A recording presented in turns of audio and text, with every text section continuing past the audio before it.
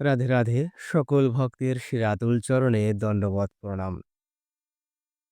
আজকে আমরা শ্রীমদ্ ভগবদ্ গীতা যথাযথ থেকে প্রথম অধ্যায়ের ৪১তম শ্লোক নিয়ে আলোচনা করব। ওম শ্রী পরমাত্মনে নমঃ। শ্রীমদ্ ভগবদ্ গীতা যথাযথ প্রথম অধ্যায় অর্জুন বিষাদীয়। শ্লোক ৪১। শঙ্কর নরকায়ৈব কুলঘ্রাণাম ক্লশ্চ চ পতন্তি পিতরো হেষাম লুপ্তপিণ্ড দত্রেয়ঃ। বর্ণসংকর উৎপাদন বৃদ্ধি হলে কুল ও কুলঘাতকেরা নরকগামী হয়। সেই কুলে পিণ্ডদান ও তর্পণ লোপ পাওয়ার ফলে তাদের পিতৃপুরুষেরাও নরকে অধঃপতিত হয়। কর্মকাণ্ডের বিধি অনুসারে পিতৃপুরুষদের আত্মাদের প্রতি পিণ্ডদান ও জল উৎসর্গ করা প্রয়োজন। এই উৎসর্গ সম্পন্ন করা হয় বিষ্ণুকে পূজা করার মাধ্যমে, কারণ বিষ্ণুকে উৎসর্গকৃত প্রসাদ সেবন করার ফলে সমস্ত পাপ থেকে মুক্তি লাভ হয়।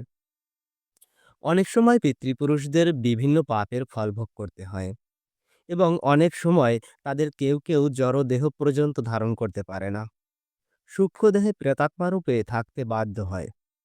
যখন বংশের কেউ তার পিতৃপুরুষদের ভগবৎ প্রসাদ উৎসর্গপূর্বক পিণ্ডদান করে, তখন তাদের আত্মা ভূতের জীবন অথবা অন্যান্য দুঃখময় জীবন থেকে মুক্তি হয়ে শান্তি লাভ করে। পিতৃপুরুষের আত্মা সদ্গতির জন্য এই পিণ্ডদান করা বংশানুক্রমিক রীতি, এবং যারা ভগবত ভক্তিতে যুক্ত নয় তাদের এই ধরনের আচার অনুষ্ঠানের প্রয়োজন হয়। তবে যারা ভক্তিযোগ সাধন করেন তাদের এই ধরনের অনুষ্ঠান করার প্রয়োজন নেই। তারা কেবলমাত্র ভক্তিযোগ সাধন করার মাধ্যমেই শত সহস্র পূর্বপুরুষকে উদ্ধার করতে পারেন।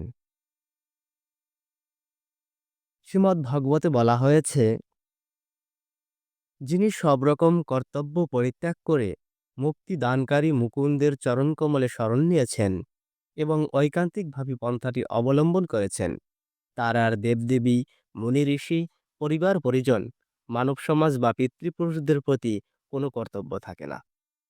পরমেশ্বর ভগবানের সেবা করার ফলে এই ধরনের কর্তব্যগুলি স্বাভাবিকভাবেই সম্পাদিত হয়ে যায়। রাধে রাধে। আজকের আলোচনা এ পর্যন্তই।